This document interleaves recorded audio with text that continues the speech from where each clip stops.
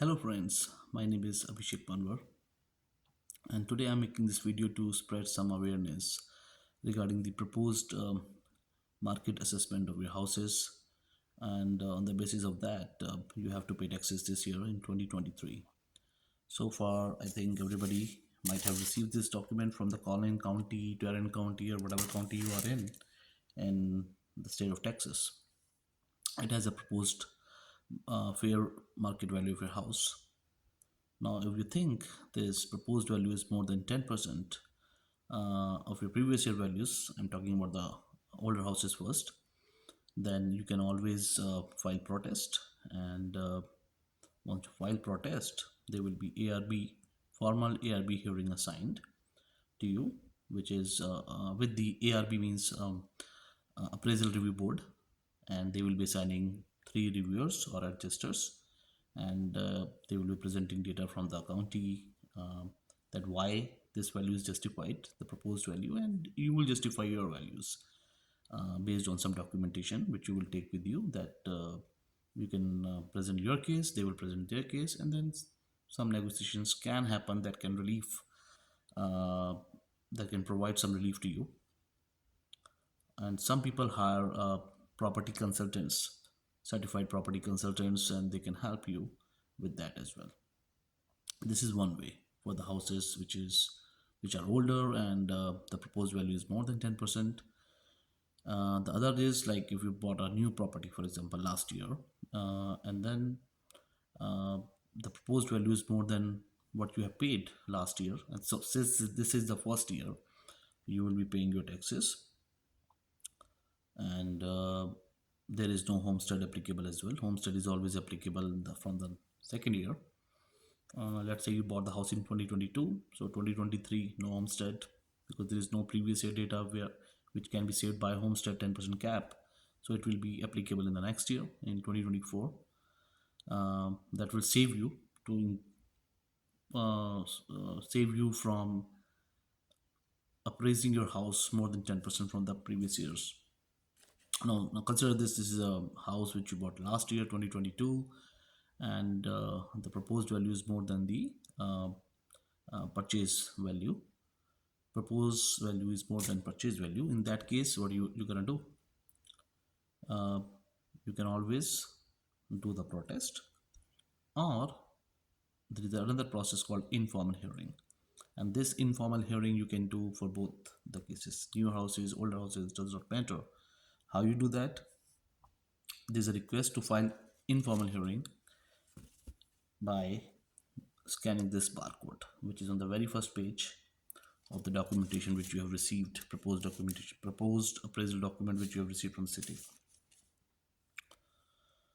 So in that informal hearing you can take some documentation, and there will be one agent assigned to you from the city, and you can informally discuss your case, that according to me, I bought this property, for example, for the newer house, I bought this property at X amount, and this is the closing documentation or a purchase agreement.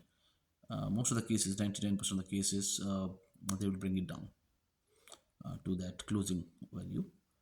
And if not, then you can present some CMAs. CMAs are nothing but comparative market analysis documentation, something like that, which has the sales value in your zip code last year, and also have comparisons with the median value, maximum value, and the minimum value of the sale prices with the same square footage. You can get this report from any realtor friend, and you can take it with you. So number one thing is the closing document. Number second thing is the CMA report. Number third documentation category would be any repairs or damages happen to your house. So if you have fixed that part, newer house or older house, you can take those receipts with you and the proof of damages with some photographs, and so this piece of information you can take with you. But let's say there are some damages happened last year and you have not fixed them, for example replacement of roof, it could be appliances, foundations, whatever of your house related with the house, exterior, interior.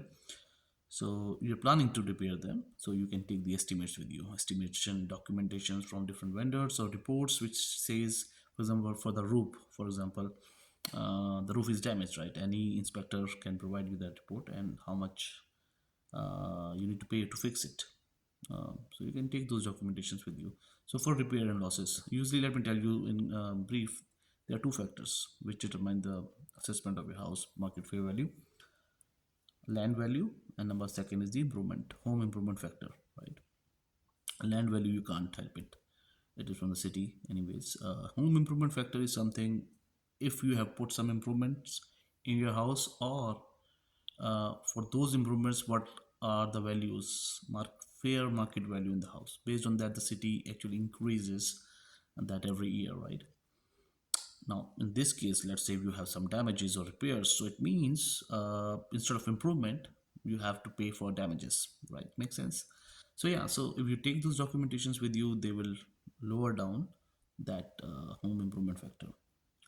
And if you also check what are the land values of the properties nearby your houses, sometimes it differ. It happened with me once that my land value was let's say 100,000 or 120,000. I remember 130,000, and there are properties with the same square footage in my street with 90,000, 100,000. So I actually argued onto that as well. I took the data for references, and you can take it from the Colin CAD website. For example, if you're in Collin County, every county have their website. You can search the properties, nearby properties. You can find out what are their proposed value, and if you search the property, you can click onto the property value. So you will see the factor called home improvement and the land value. So you can always argue on that why this house is having, let's say, 90,000 and my house is 130. It's the same square footage. Forget about improvement. Land should be the same. So this works. This it worked for me. And the second thing is home improvement. So you can if you have some damages and repairs done, you can always present your case in that way as well. So these are the three different categories of documentations: CMAs, closing disclosure for the new houses, and repairs and loss and damages. Plus number four, I would say land values. Usually it doesn't differ much, but if it does, definitely it will help you out. So if you have all this documentation with you, number one step, set up the informal hearing, okay, by scanning that barcode as soon as possible before May 15th. If it works, it works. Good. If it doesn't work, then file the protest. The last day to file the protest is May 15th in Collin County. Every county can have different dates. And then file protest. You can file it online. There must be some instructions on your documentation how to file e-protest, or you can also send a form, fill it up and send it to the county, mail it to the county, and that way you can set up the a formal ARB hearing, which is appraisal review board hearing with three agents uh, to confront with and to present your case. And it is a formal discussion, formal case review, and you can take either, as I said, some certified property tax consultant, or you can present your case to yourself. But the documentation will remain the same. But if you're hiring the property tax consultant, he might present some more documentation because they have access to some other documentations as well uh, with the data available in the market. Now, as I said, set up the informal hearing first. If it works, it's good. If it doesn't work, then file the protest. Don't file the protest right away. First, set up the informal hearing prior to May 15th. If it, let's say, you set up it for the next week, if it doesn't work, then file the protest. Last day is May 15th. Before than that, you can file and the protest anytime. So after that, you will be going for ARB hearing and then present your case. And I hope it works. So that's all, my friends.